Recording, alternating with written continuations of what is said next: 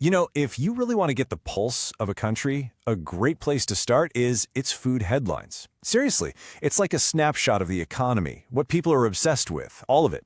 So today, let's take a look at what's on Japan's menu and see what stories it's telling us. So, the big question is, what is Japan craving right now? And let me tell you, the answer is, well, it's a little bit of everything. We're talking sweet, savory, and some things that are just totally surprising. We're going to dive into all the biggest food stories happening right now, and trust me, it's going to be a tasty one. All right, first up, Japan's sweet obsession. And I mean obsession. It feels like the country is in the middle of this huge dessert boom, from seasonal treats to things that just go completely viral. And this season, it is all about two flavors, strawberry and chocolate. They are absolutely everywhere. You've got these gorgeous strawberry afternoon teas, and all the convenience stores are having strawberry fairs. Then, of course, with Valentine's coming up, it's a chocolate explosion. We're talking about things like this decadent four-layer pudding from Morozov or Latte's brand new strawberry and pistachio choco pie. It's a total flavor takeover. Okay, and then you have the things that just go viral. This is the Nama Yukumi Daifuku. Now, the original is a super famous mochi ice cream, right? But this Nama, or raw version, it swaps out the ice cream for this unbelievably fluffy cream filling. It caused such a stir last year that it sold out, like, instantly. So the fact that it's back, yeah, it's a huge deal. Collaborations are also a huge thing right now. So the brand Pastel is famous, like legendary, for its super smooth pudding. It's called Namaraka pudding. And in what is honestly a genius move, they've teamed up with the ice cream company Akaji Dairy to turn that pudding into an ice cream bar. How cool is that? It's the perfect way to give a classic treat a totally new life. And this is where things get really creative and tap into modern fan culture. It's called the Oshi-iro trend. Oshi is basically your favorite singer, anime character, whoever. And iro means color. So what's happening is cafes are giving you a totally blank canvas, like a pure white cake, and then you get to decorate it yourself in your Oshi's color. It's so interactive, it's personal, and it's basically made for your Instagram feed. Okay, my sweet tooth is satisfied for now. Let's switch gears to the savory side of things, because right now there is a serious showdown happening for your dinner plate. It's this amazing clash between getting incredible value for your money and the craving for something a little more luxurious.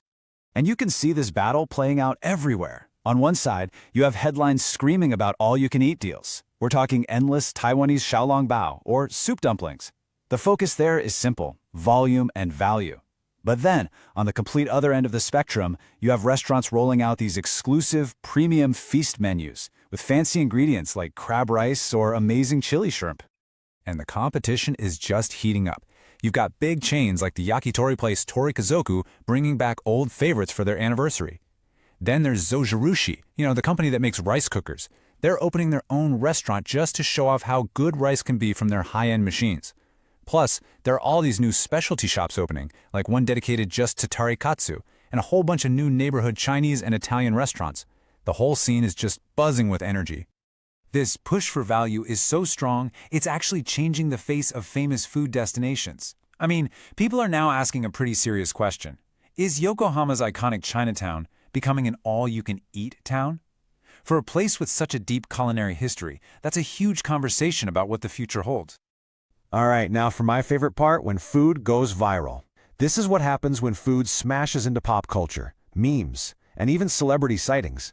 This is where it gets really interesting. So check this out. A single sentence can just set the internet on fire. The huge sushi chain Sushiro tweeted this quote, "I have no choice but to eat it." Now to you and me, that might not mean much, but to fans of the massively popular manga JoJo's Bizarre Adventure, they knew it instantly. The post blew up. Millions of views with everyone guessing a collaboration was coming. I mean, that is just brilliant marketing. And then you get moments that nobody could have planned. Pictures started popping up online of the chairman of Samsung. Yeah, that Samsung, just waiting in line, by himself, for 40 minutes, all to get into a ramen shop in Kyoto. The idea that one of the most powerful people in tech was just queuing up for noodles like anyone else, that story went absolutely everywhere. Okay, so to really get a lot of the food news in Japan right now, you have to know this concept, Omo-umai mise. It's a combination of two words, omoshiroi, which means interesting, quirky, or funny, and umai, which means delicious. There's a super popular TV show about finding these places. Restaurants that are a little weird, but the food is amazing and often the portions are huge. This show has created a whole trend of people hunting for like a restaurant that serves a 1 kilo plate of spaghetti or a giant tonkatsu. So as you can see, all these stories, they're about so much more than just food.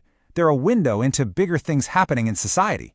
So let's zoom out a bit and see how what's on the menu connects to things like the economy and even politics. And a perfect way to see this is with the humble beef bowl, the gyudon.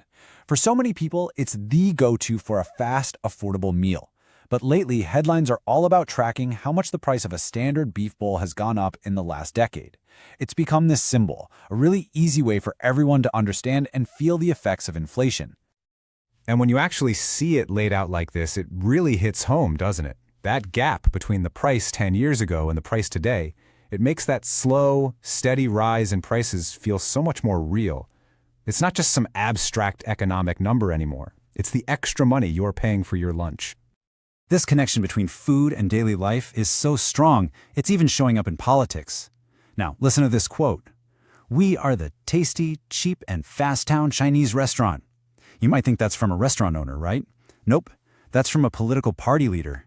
He's using the idea of a machi chuka, that local Chinese place everyone loves, to describe his party's appeal. It's a really clever way to connect with voters on a level they instantly understand. So after all that, what's the big takeaway?